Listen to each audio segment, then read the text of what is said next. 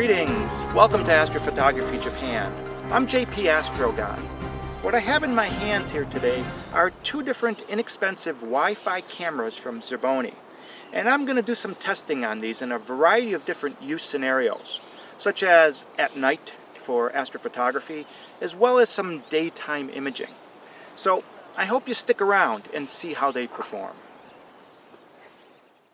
In 2024, SVBony launched their second Wi-Fi camera, the SC311. Previously, I had purchased the SC001 because the concept of having a self-contained camera, battery, and operation system intrigued me, and it only cost about $100 US. When I became aware of the new SC311 camera, I asked SVBony if they would sample one to me for testing in comparison to the SC001 model. They kindly complied, and in the interests of disclosure, I should tell you that I am not required to return the SC311 unit, but SVBony does not have an influence on the contents of this video or my reported data and opinions.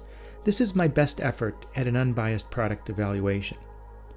Over the course of about 3 months, I played with these cameras many times, at many different locations, on several different targets, and during the day and night. I want to show you a little bit of all these applications. And for this evaluation, I used a variety of different telescopes and focal lengths to collect image data. This video is divided into more or less 7 sections, demonstrating some daytime uses, imaging the sun and the moon, and trying it on deep sky objects. Let's start with some low focal length daytime imaging. This tiny little telescope from Leda Optics has a 200mm focal length and 50mm aperture. The OTA setup I am using on these daytime images include a prism diagonal that I purchased from StellarView that I like very much because it has a rotating fine focus feature built into the eyepiece holder. Down my street, at about 400 meters away, is a tall, high-voltage electrical tower that you can see here in these snapshots. And these images were taken with the two SVBony Wi-Fi cameras being displayed side by side. You can see that although these images employ completely different sensors, they are nearly identical in size and hence field of view. I use the automatic image capture settings on both images. On the SC311 camera, the auto setting seems to impart a little bit of a purple hue. Although I could easily alter this color, as you will see later in the video, I elected not to change it just to keep the images from these two cameras distinctly recognizable throughout the video as we review the image data.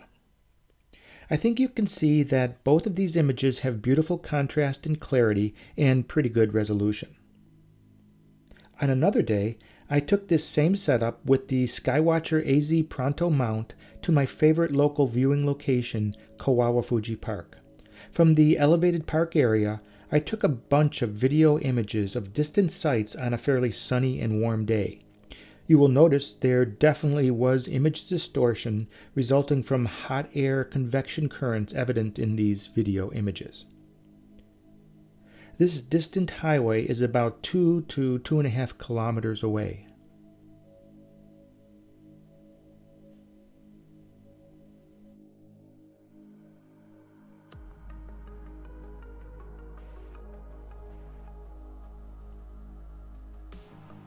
The summit of Mount Fuji seen here is about 80 kilometers away.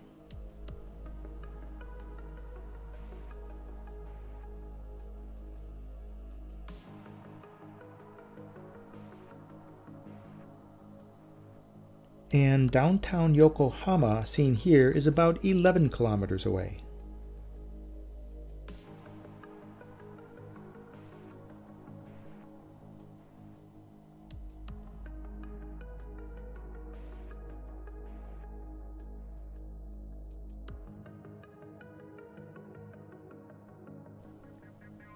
This slide shows 4 images taken with the SC001 camera at 200mm focal length.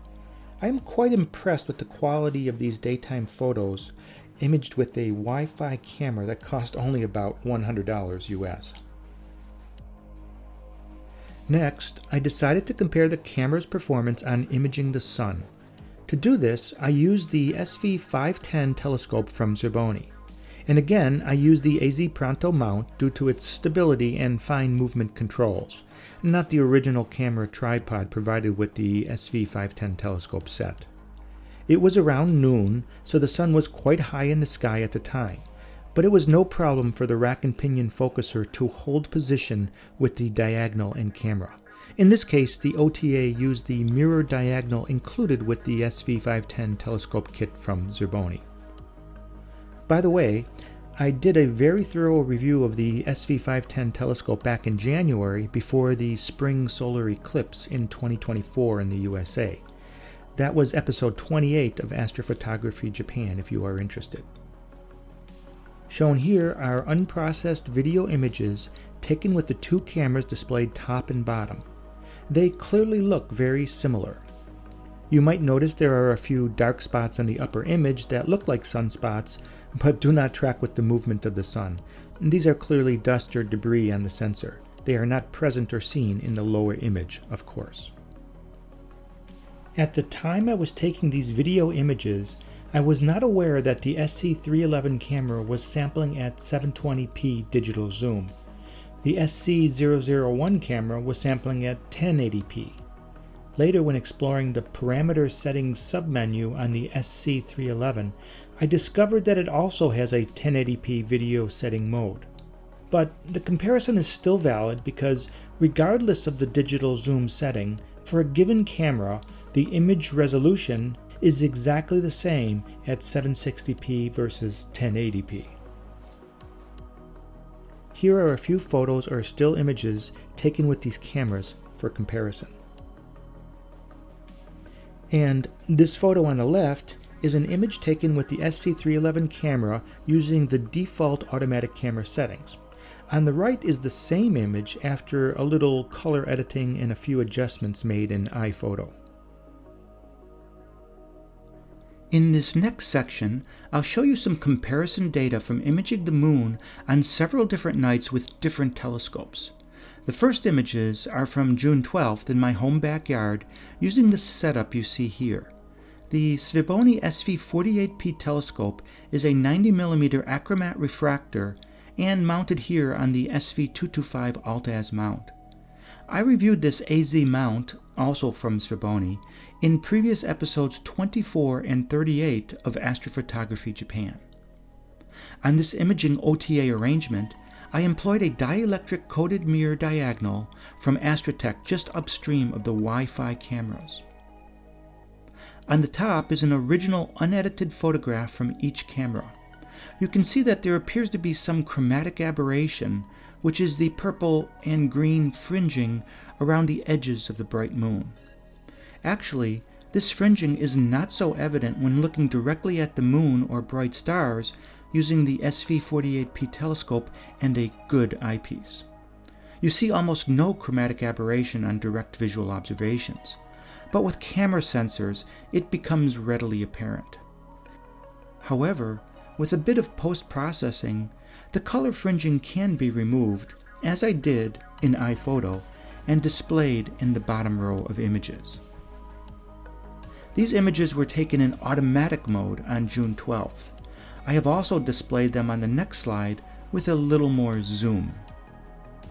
Take a good close look. Do you notice any differences? The next set of images were taken later in August, also with the SV48P telescope.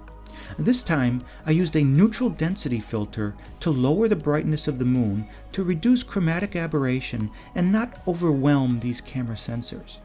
That allowed me to use a higher gain setting. All of the images I'll show you are good for single image snapshots. They are clear and in focus, to the best of my abilities. But I believe the automated settings employed on the SC001 are not just good, but perhaps even slightly better than the automatic settings on the SC311 sensor. I learned that to get the best moon images out of the SC311 camera, it was necessary to adjust the imaging parameters manually. So on September 11th at Kawawa Fuji Park, I explored this with my Astrotech AT60ED telescope.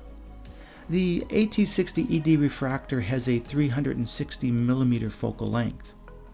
The FPL53 and lanthanide glass elements in this scope make it essentially free of any chromatic aberration. On this early evening, there was a first quarter 50% illumination of the moon low in the western sky. Key parameters that I set for the SC311 camera are shown here. I used an exposure setting of 2.1 milliseconds and a gain of 16. In addition, I boosted the contrast to 65 and sharpness setting to 81 as well. Here are the comparison photos. To my eye, there are no discernible differences between the two camera images when I employ these settings on the SC311. They look very similar. I also experimented with the high dynamic range settings on the SC311, but found it did not help to improve the moon images at all. Like all the comparative photos, I cannot rule out the possibility of manual focus discrepancies. But one thing I really like about the SC311 camera is that you can zoom the image on the capture screen in real time in both video and snapshot mode. Under higher magnification, it becomes easier to fine-tune your focus. The zoom feature works just like on any computer touchscreen image. All you need to do is to use 2 diverging fingers to zoom and 2 pinching fingers to reduce the size. You can also move the zoomed image around the screen to visually inspect different sections of the photo. This feature is not included in the SC001 firmware, only on the SC311. One other point is worth making about differences between these two cameras. The SC001 is nearly fully automatic.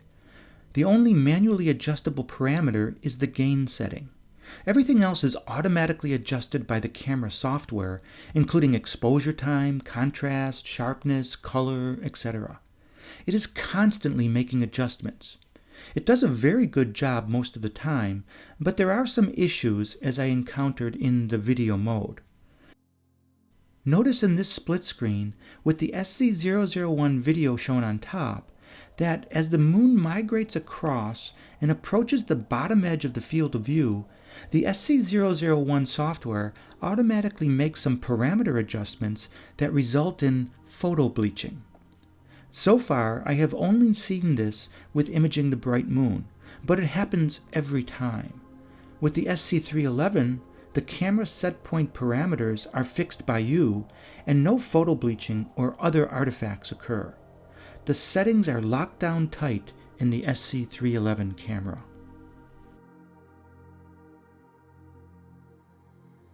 Next, I tried to investigate the ability of these Wi-Fi cameras to capture images of stars and deep sky objects. For this comparison, I used the SVBony SV503 80ED refractor at 560mm focal length with sidereal tracking provided by the AM5 mount from ZWO in EQ mode. Here are some photos of the M13 Hercules cluster and the star Vega. The SC001 images on the left were taken at the maximum gain setting to reveal as many stars as possible. I think you can clearly see that the exposure and gain control settings on the SC311 camera give you more control, and the signal to noise is much better suited for star imaging. Here are a few other examples showing some nebulae and star fields. Remember, this camera only allows a maximum of 5-second exposure times, which was the exposure time used for the Hercules cluster and the Ring and Lagoon nebulae. Having control over shutter speed and gain settings also enables the imaging of planets. Shown here are a few images of Saturn taken with the SV48P telescope. And finally, these images were taken with the 200mm focal length Leda Optics refractor. The SC001 seemed to perform better at these lower focal lengths, but clearly the SC311 camera was able to capture more detailed images, showing many more stars. These photos were taken without any tracking, so I limited the SC311 exposure time to only 1 second. It was not possible to know the exposure time automatically selected by the SC001 camera because the metadata provided with these photos does not include much detail. Now let me show you the menu systems for these cameras in some detail. They are different and each utilize a different smart device appli. When you open up the SC311 menu and touch the screen, these are the control parameters that become visible. On the left of the screen, you can see that it initiates in the auto setting mode. To manipulate any of the settings, you need to touch the bluish dot and turn off the auto settings mode. Here you can see on the right side menu, I selected a square icon that is the exposure setting. This control offers a setting range from less than a millisecond up to a maximum of 5 seconds.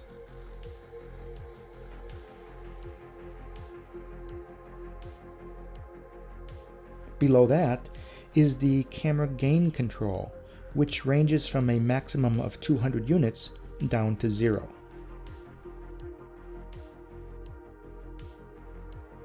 Notice just below that, the video camera icon is red, indicating it has been selected. This is the video capture mode, but let me first demonstrate the camera mode settings, which are found just below it.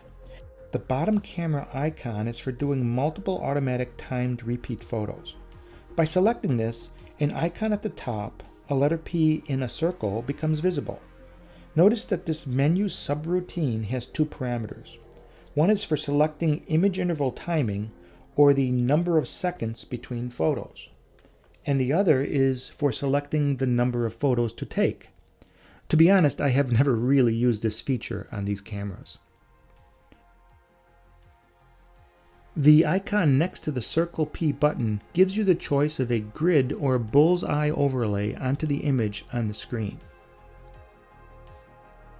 Now, over to the left of the screen are 4 icons for image adjustments. From top to bottom, I believe these correspond to contrast, color, sharpness, and brightness. This allows you to manipulate the image being captured in real time. Just above that is RGB, which gives you another detailed level of control on color with red, green, and blue channels. And if you hit the auto button, then everything goes back to the default automatic settings as seen here. Notice on the top left is an icon labeled HDR. This abbreviation stands for High Dynamic Range, which can improve images under some circumstances. Obviously, the large double circle on the bottom of the screen is the shutter button, which enables you to take a photo or video, all of which can be reviewed by pressing the photo image icon shown on the very bottom right-hand corner of the screen. This takes you to the image library where you can select, view, and manipulate any of the previously recorded images.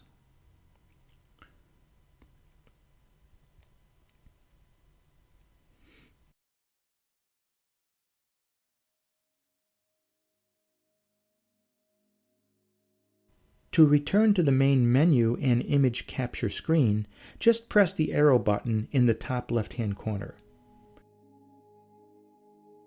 You probably also noticed at the top right is a gear icon, which is the universal symbol for settings.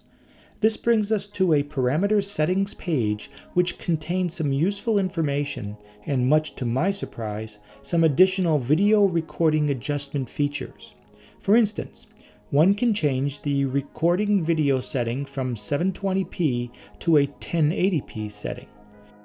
The SC001 camera has only one setting at 1080p.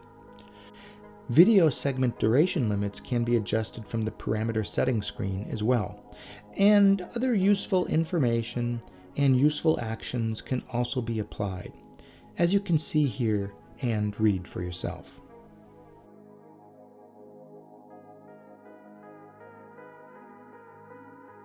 That is the full rundown of the SC311 menu system. Next, I will show you the SC001 menu system, which uses a completely different appli and is much more limited in operational controls.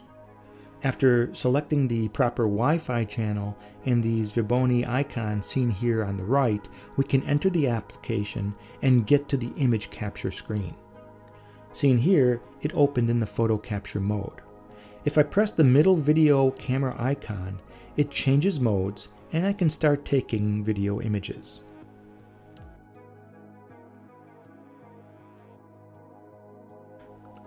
And the third icon to the right is the icon for doing automatic timed repeat photographs, similar to the feature we also have on the SC311 camera.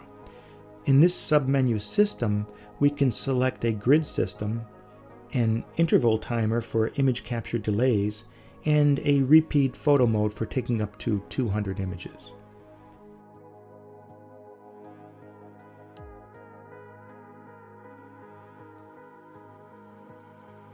By using the backwards arrow key up in the top left, we can return to the main image capture menu screen, and here we can manipulate the gain setting from 0 up to 100.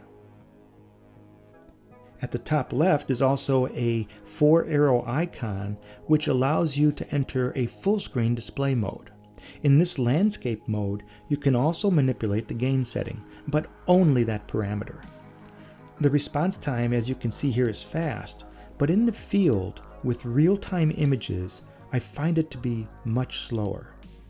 If we go back to the main menu image capture screen, you can see an image library icon to the left of the shutter button on the bottom of the screen. This button brings us into the image library, where both archived photos and videos can be accessed.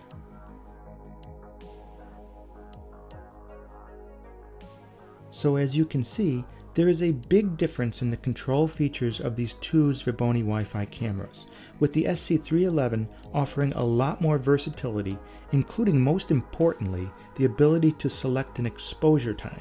The exposure time setting in the SC001 is fully automatic and the user cannot manipulate it or know it. Okay, so let's summarize the features and performance of these two cameras. With regard to the control menu system, both cameras have video mode, photo mode, and repeat photo mode with similar interval delay settings. They both offer full screen view mode and are easy to use. Although if you try to manipulate some of these icons with big fingers on a small smartphone screen, you can expect some frustration. As for the camera features, there is no exposure control on the SC001 camera, whereas the SC311 offers milliseconds up to 5 seconds of set point exposure times. Each camera offers some degree of gain manipulation, and only the SC311 provides a high dynamic range option, RGB, and image processing options. With regard to operational differences, both cameras have very slow response times to making any parameter adjustments. If you change a RGB setting or adjust a gain or exposure time, it usually takes from 3 to 10 seconds before the command actually engages and you see the physical change in the real-time image. Now, I'm not certain if this is a characteristic of the appli, the firmware, or my Samsung SmartPad, but the timing delay can be annoying. My gut feeling is that both these cameras perform well on daytime imaging or bright objects, but at night the SC311 seems to have a superior signal-to-noise and much better imaging performance. The SC001 does allow you to set gain, but everything else is automatic, and it makes continuous adjustments whether you like it or not. The SC311 camera allows you to set and hold your settings until you manually change them. As far as applications, the big difference is really in imaging of the stars, deep sky objects, or planets. The SC311 is superior for these purposes. However, realize that my subjective rankings shown here are out of a maximum of perhaps 5 stars. So, the SC001 Wi-Fi camera is simple to operate, is very low in cost, about $100, offers beginner-level performance, and has a very limited range of capabilities. The SC311 Wi-Fi camera is also simple to operate, is low in cost, offers beginner-level performance, but also has a limited range of capabilities. However, it is better than the SC001 on stars and deep sky objects. Better, but still limited. On the other hand, the use of astro-dedicated planetary cameras, which is a more advanced option, requires data and power cables, a battery or power system, a computer, and third-party control software. This is much more complex and requires additional investments in hardware and a bit of a learning curve. Surprisingly, planetary cameras can actually be quite inexpensive. However, the flexibility and features of planetary or deep sky camera systems enable a broad range of applications and superior performance, resulting in higher quality pictures. It all depends on your application requirements, your level as a hobbyist, and your budget. Indeed, there are times when a Wi-Fi camera is more than enough and even preferable. For instance, the SC311 camera even allows for connections to one control SmartPad and 3 other Wi-Fi devices for simultaneous viewing. I tested this with my Samsung SmartPad and my Apple iPhone, and it worked well. In this video, I did not dive deep into any one application. I wanted to show and compare many applications to give you a big picture view. I'm sure that you can achieve better images than I shared here if you dedicate a little more time and effort to optimize your approach and the parameters. There is an excellent review dated February 2024 with some nice images by Grant Sorensen on the SVBony website at a link given at the bottom of the screen. Also, I did not go into any great technical detail comparing the specifications of these cameras. You can easily do that yourself, but I have provided some technical spec summary here for your convenience. If you want, pause the video and take a closer look.